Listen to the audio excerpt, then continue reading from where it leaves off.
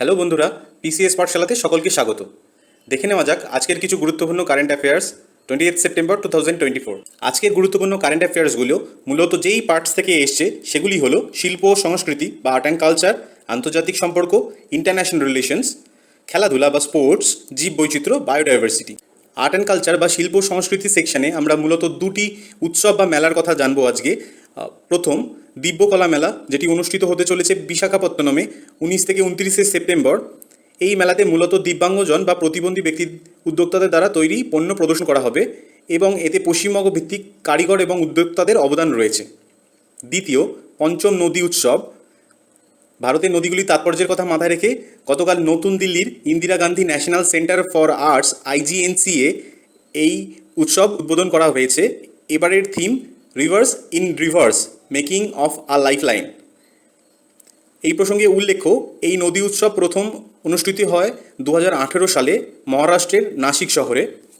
চলে যাই আন্তর্জাতিক সম্পর্ক বা ইন্টারন্যাশনাল রিলেশন বিভাগে। প্রথম, ভারত একটি নিরপেক্ষ কূটনীতিক অবস্থান বজায় রেখে ইসরায়েলকে ফিলিস্তিনি বা প্যালেস্টাইন অঞ্চল খালি করার দাবি সম্পর্কিত ইউনাইটেড নেশন জেনারেল অ্যাসেম্বলি বা UNGA রেজুলেশনে ভোটদানে বিরত অবস্থান রেখেছে। দ্বিতীয়, বিশ্ব স্বাস্থ্য সংস্থা WHO জর্ডান দেশকে বিশ্বের প্রথম কুষ্ঠ বা ল্যাপ্রোসি নির্মূল দেশ হিসাবে ঘোষণা করেছে। চলে যাই খেলাধুলা বা স্পোর্টস বিভাগে।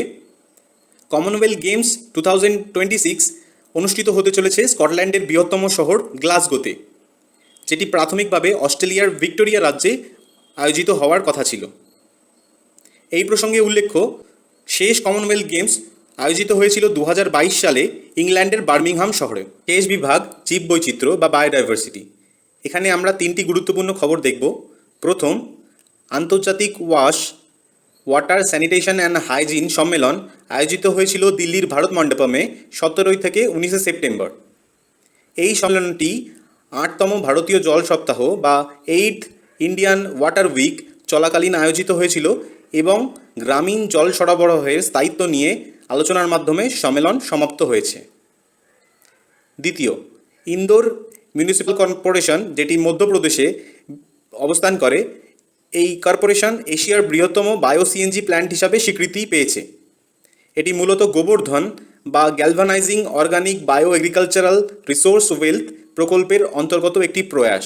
মণিপুরের তামেংলাং জেলা প্রশাসন আমুর বাজ পাখি বা আমুর ফালকন শিকার, ধরা, হত্যা ও বিক্রি নিষিদ্ধ করেছে, যার স্থানীয় নাম কাহুয়াই পুইনা।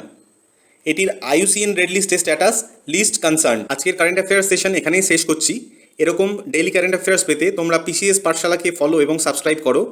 গতকাল আমরা আমাদের 60 ডে স্টাডি প্ল্যানের অনুসারে নভেম্বর এবং ডিসেম্বর মাসের 2023 এর কারেন্ট অ্যাফেয়ার্স সামারি নিয়ে আসবো তোমাদের রিভিশনের সুবিধার্থে।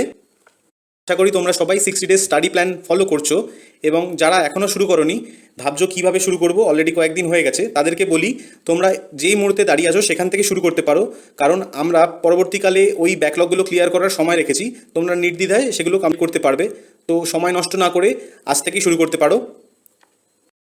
এই সেশনের PDF স্টাডি মেটেরিয়াল তোমরা নিচে দেওয়া টেলিগ্রাম চ্যানেলে পেয়ে যাবে। সাথে সাথেই তোমরা 60 ডে স্টাডি প্ল্যান ও এই নিচে দেওয়া টেলিগ্রাম চ্যানেলে পেয়ে যাবে। ধন্যবাদ।